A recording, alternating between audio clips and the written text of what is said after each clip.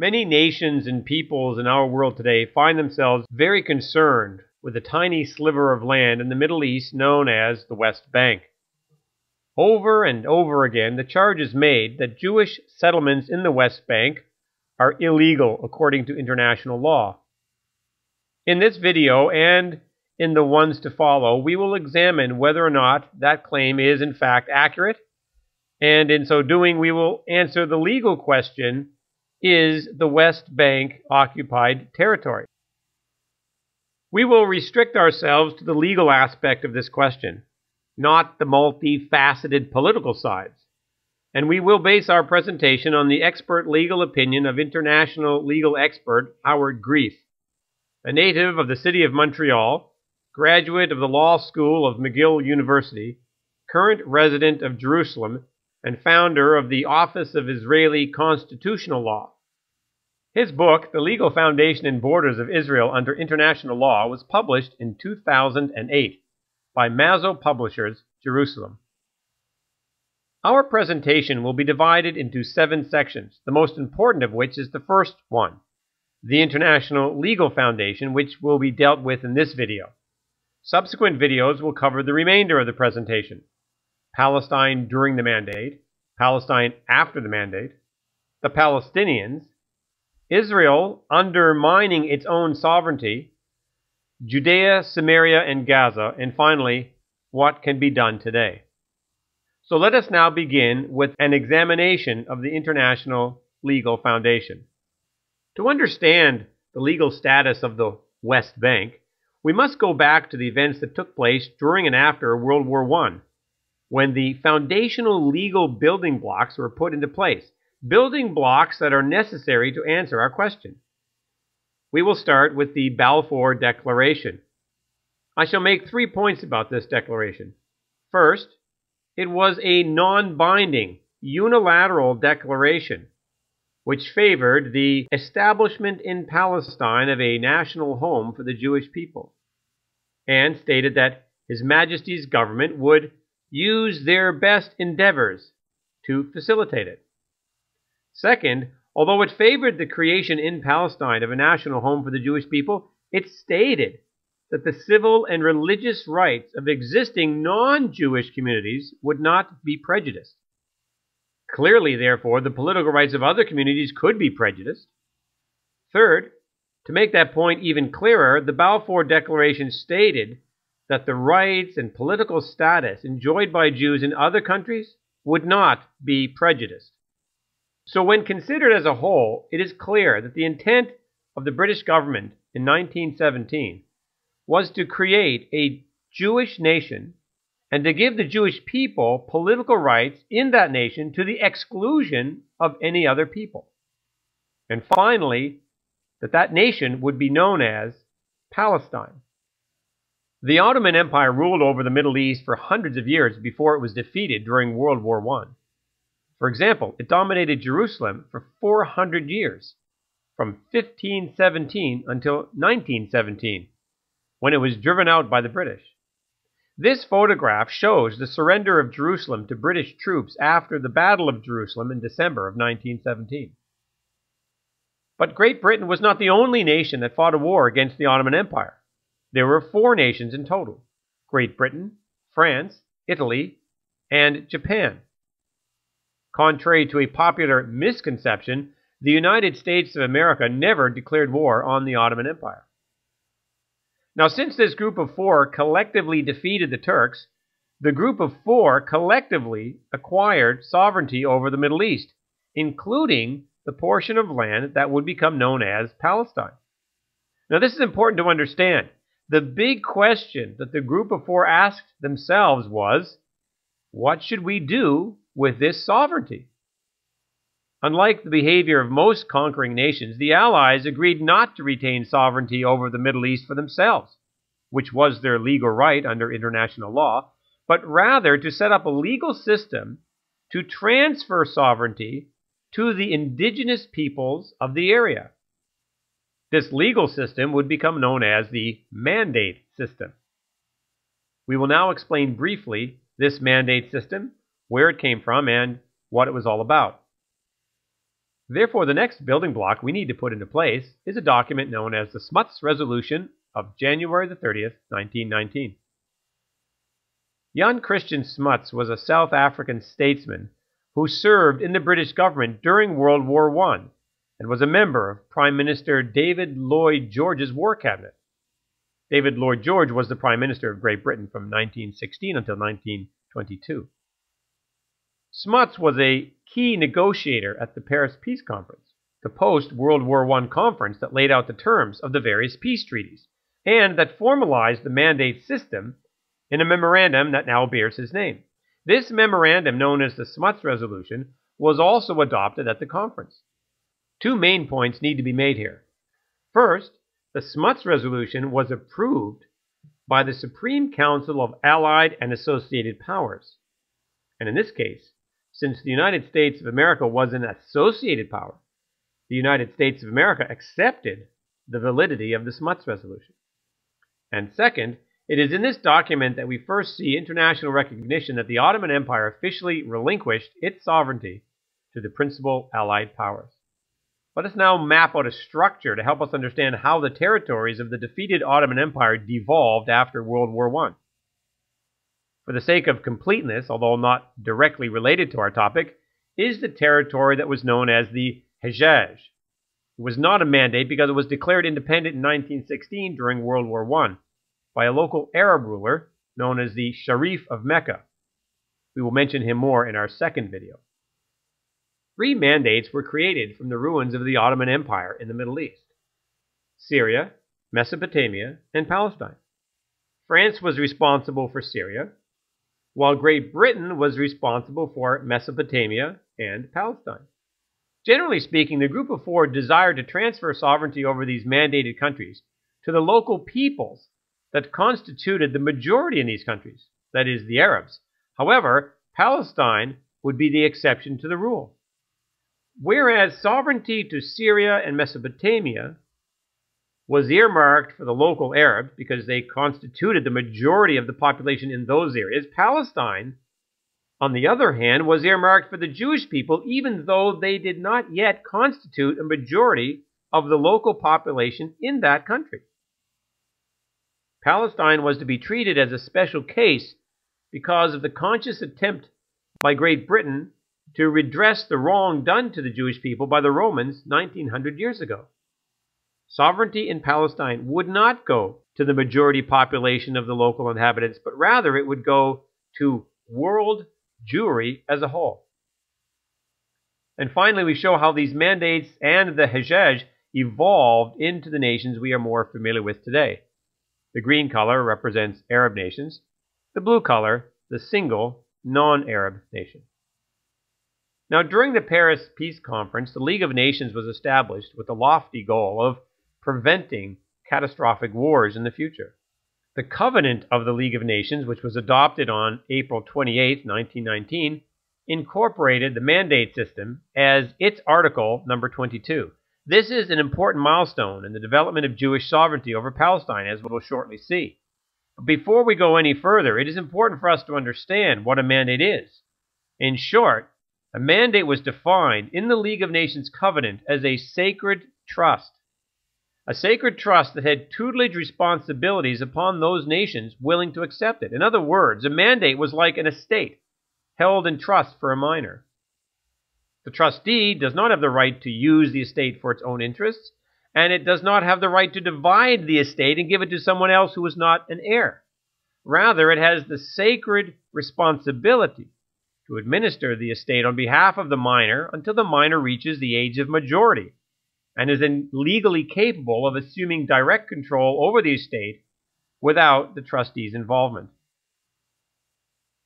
Finally, the Treaty of Versailles was signed on June 28, 1919. This treaty lays out the terms of peace between the Allied and Associated Powers and Germany. Although we are not focusing on the treaty itself here, we do need to note one important fact.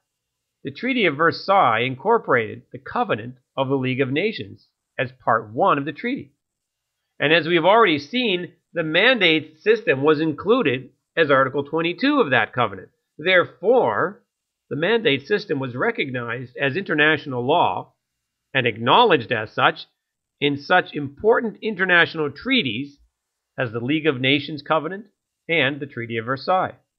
So we now ask the question, how did the Balfour Declaration go from being a unilateral, non-binding resolution of the British government to a multilateral, legally binding document acknowledged in international law?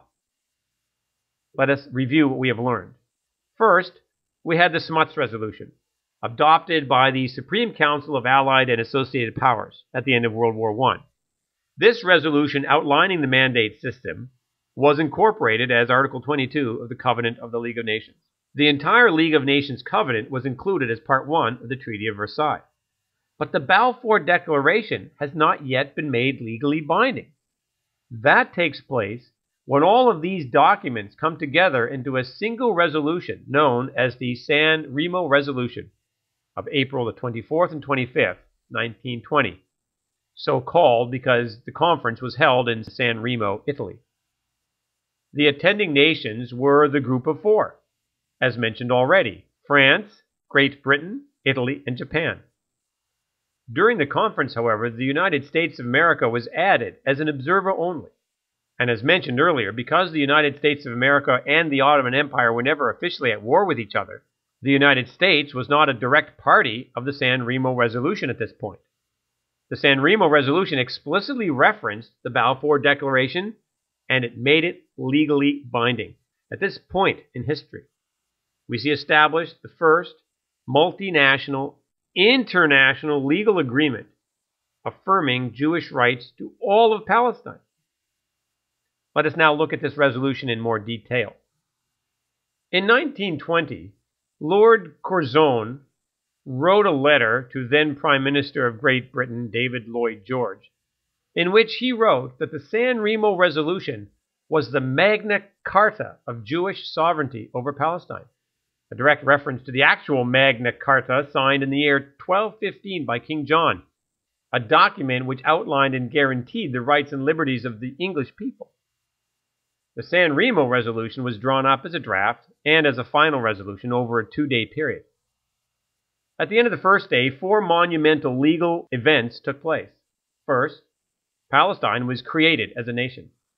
Second, Palestine was declared to be the Jewish national home. Third, sovereignty over Palestine was transferred to the Jewish people. And fourth, the Group of Four agreed to put into effect the Balfour Declaration.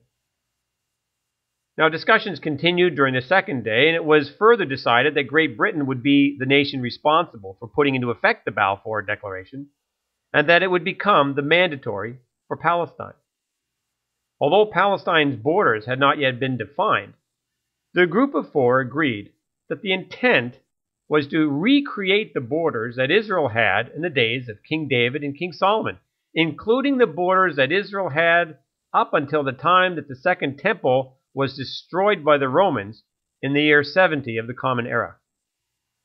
The biblical phrase used by David Lloyd George, which appears numerous times in the Bible, was from Dan to Beersheba. It was not meant to be a literal definition, but a conceptual one. So we see that the legal foundation for Jewish sovereignty over Palestine was laid down between the years 1917 and 1920. A very important 2.5 years indeed. It must be stated that the existence of numerous Arab states on more than 95% of the Middle East is also a direct result of the San Remo Resolution. In other words, Syria, Iraq, and Lebanon, for example, are all legally justified in the modern world based on this very same international treaty, the San Remo Resolution. Let us now take a look at some international legal agreements that recognize the validity of the San Remo Resolution. First, we have the Treaty of Sèvres of 1920. Now, because this treaty was later superseded by the Treaty of Lausanne after the Turkish War of Independence, it hasn't been properly recognized by many today. Nevertheless, this treaty was an internationally valid treaty drawn up between the Allied powers and the Ottoman Empire, and it explicitly recognized the San Remo Resolution. Second, we have the Franco-British Boundary Convention of 1920, This treaty was drawn up between France and Great Britain in order to define the border between the mandated countries of Palestine and Syria. Third, we have the Mandate for Palestine itself of 1922, the legal constitution for Palestine. Fourth, the Anglo-American Convention of 1924 was a treaty that bound the United States of America to the terms of the San Remo Resolution, if you remember, having been excluded from having legal standing up until this point. As a result of this treaty, the United States of America became legally bound with Great Britain to the terms of the San Remo Resolution with respect to the Jewish people. And finally, we have the United Nations Charter of 1945. So how did the UN inherit the legal responsibility to protect and uphold the legal framework we've just laid out? The Covenant of the League of Nations, which incorporated the mandate system as already explained, laid the foundation for the San Remo Resolution. The San Remo Resolution, which incorporated the Balfour Declaration, as already explained, laid the legal foundation and justification for the Mandate for Palestine. And it is this document, the Mandate for Palestine itself, which was preserved intact in the UN Charter under Article 80. So what does all of this mean for us today? First, it means that all Jewish rights under the mandate remain in full force today, including in particular the right to establish Jewish settlements in any part of the former mandated Palestine that is under effective Israeli control. And second, it means that no UN body or agency can legally prevent Jews from exercising their rights by interfering with those rights as defined in the mandate or transferring those rights to any non-Jewish entity. Article 80 directly states the following: nothing in this chapter shall be construed in or of itself to alter in any manner the rights whatsoever of any states or any peoples, or the terms of existing international instruments to which members of the United Nations may respectively be parties. As you can see, it is no wonder that Article 80 of the UN Charter became known as the Jewish People's Clause. Let us now review the basic structure of the mandate and the transfer of sovereignty to the Jewish people that took place after World War I. Sovereignty over Palestine was transferred to the supreme Allied powers of World War I, those powers which defeated the Ottoman Empire, and this sovereignty was subsequently transferred to the Jewish people. This was accomplished between the years 1919, beginning with the Smuts Resolution, and 1923, when the Mandate for Palestine went into effect. Great Britain would serve as mandatory, acting as administrator, trustee, and tutor on behalf of the Jewish people, and the Council of the League of Nations would act as supervisor, ensuring that the mandatory executed its official responsibilities properly. In conclusion, we have established three significant pillars of Jewish sovereignty to Palestine under international law in the modern world. First, the principle of self-determination. This principle was enshrined in Article 22 of the Covenant of the League of Nations and the Treaty of Versailles, as mentioned already. Second, the Balfour Declaration, a document made legally binding as a result of the San Remo Resolution, wherein the Jewish people were declared to be the national beneficiary of the principle of self-determination in Palestine. And third, the historical connection of the Jewish people with Palestine, which answers the question why the mandate of Palestine should be different from all other mandates. In the second part of our presentation, we will examine the historical period of Palestine during the Mandate years.